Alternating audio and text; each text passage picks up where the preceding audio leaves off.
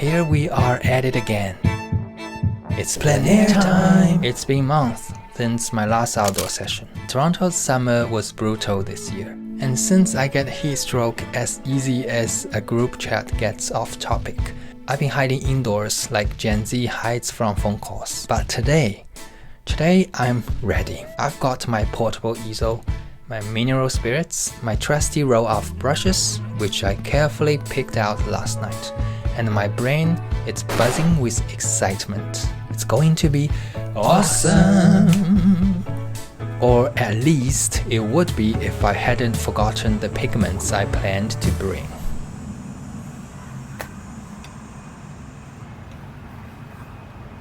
The funniest thing happened. Yeah? I brought everything except ink. They are currently sitting very comfortably on my desk.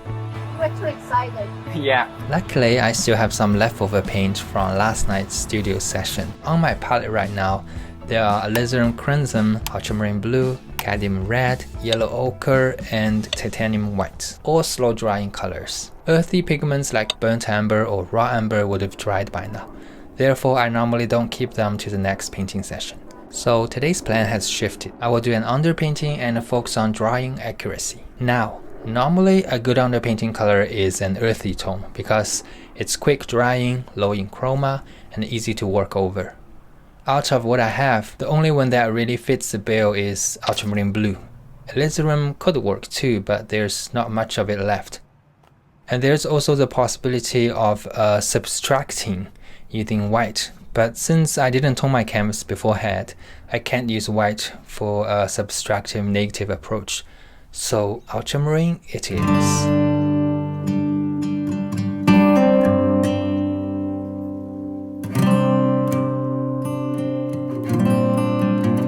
Composition and why I choose it.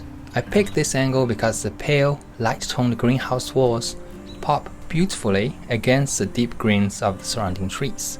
The 45-degree-ish two-point perspective shows off the structure's design while adding depth. It's a nice mix of geometry from the architecture and organic shapes from the foliage.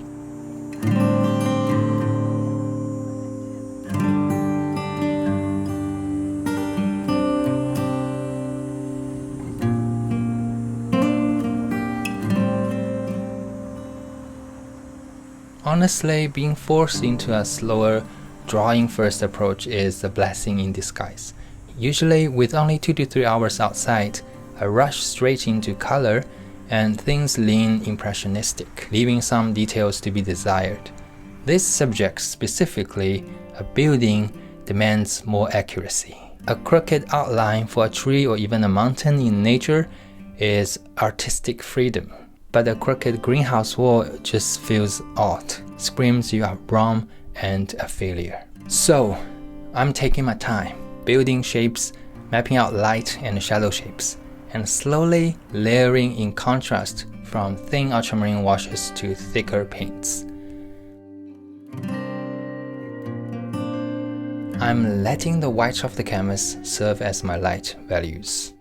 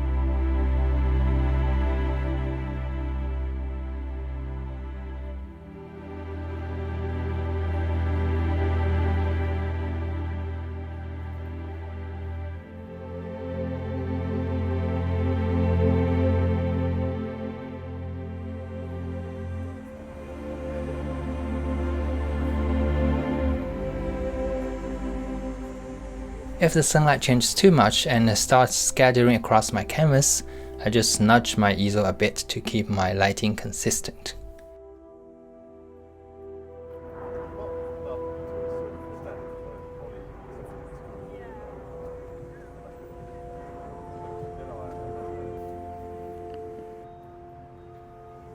By the end of this session, I did just add a touch of white to clean up some light shapes.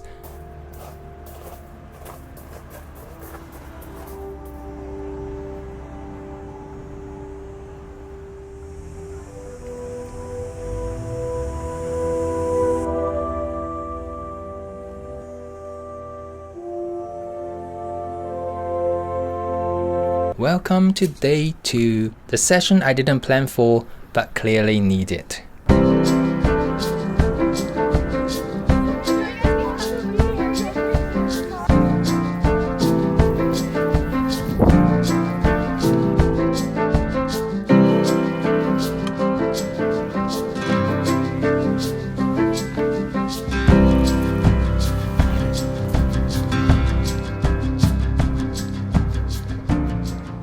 I start with darker greens around the greenhouse.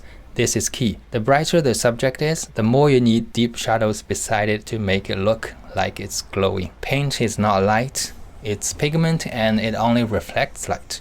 To create the illusion of light, you need contrast. Trees are deceptively tricky. Less experienced painters often paint them flat because they focus on creating textures of individual leaves instead of the overall form.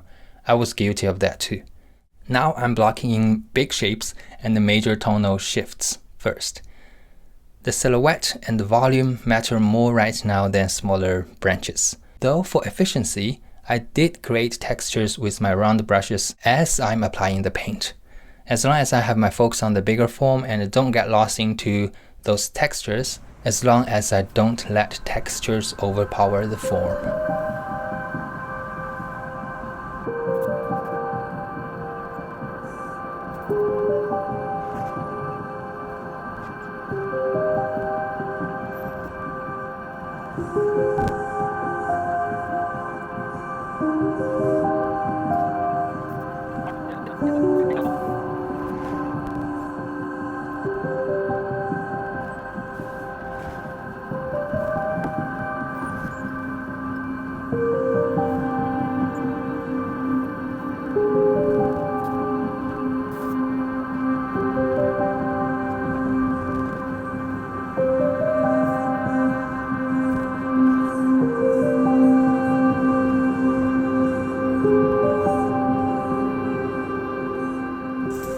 My friend Leo joins me, which makes the day even better.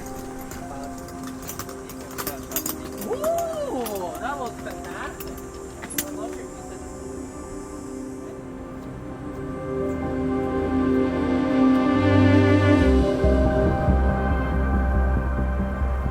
Were you here yesterday? I was.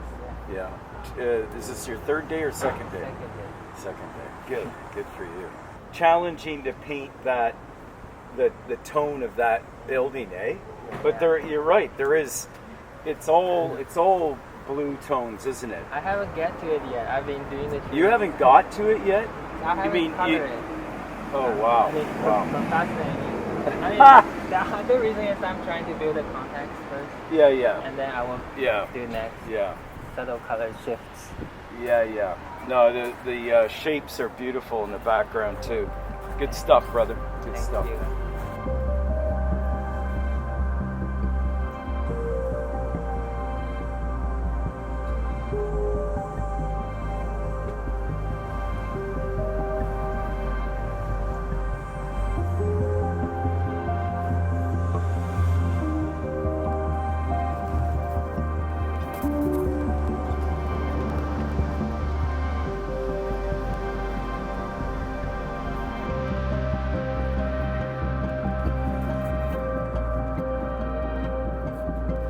"90 minutes gone, and I'm just slowly moving away from painting the trees.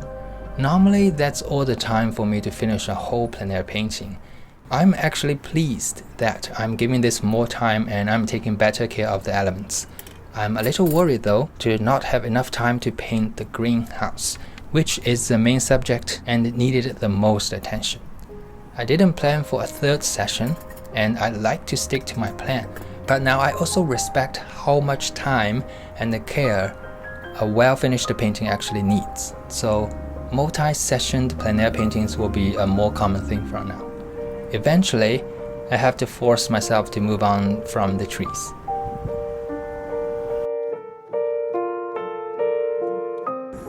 Greenhouse and final touches.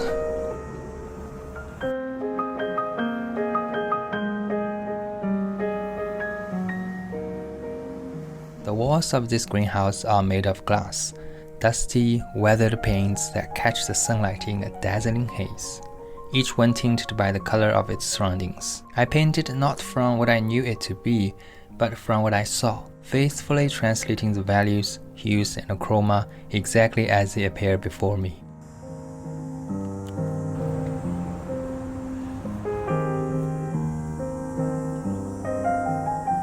Those window panes are in a grid and have gaps between them. While many share a similar value to their native colors, in front of me they shift subtly depending on the direction they face.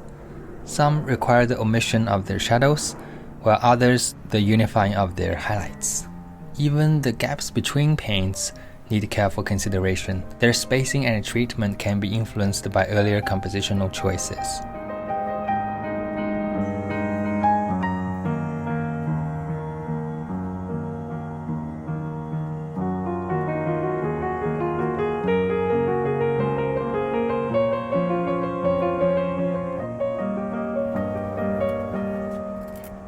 Once I start coloring the greenhouse, the whole painting starts to click. I even add patches of sky peeking through the background trees to push the depth further and break up that big dark shadow shape. But the clock runs out, and that's fine. This feels like a natural stopping point.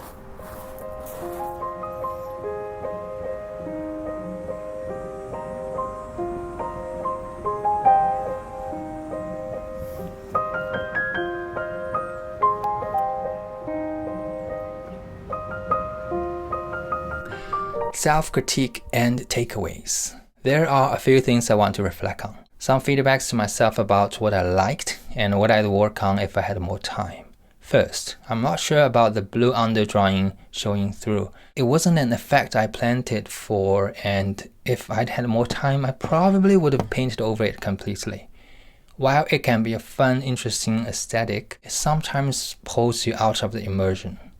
Also, I may have gone a little overboard with the pointillism style touches, especially in the trees. It would be nicer to have fewer depths and more soft, smooth transitions in the mid-tone areas. I was aware of this while painting and did soften some parts, but looking back, I think I could have softened even more. Right now, the overall look feels a bit too decorative for my taste. All in all, I'm genuinely happy I slowed down due to the accident of me forgetting to bring paint on first session. Next time, I might approach it with the same pacing, but with my full set of colors. And maybe I will remember to actually put them in my bag. Thanks for watching, subscribe!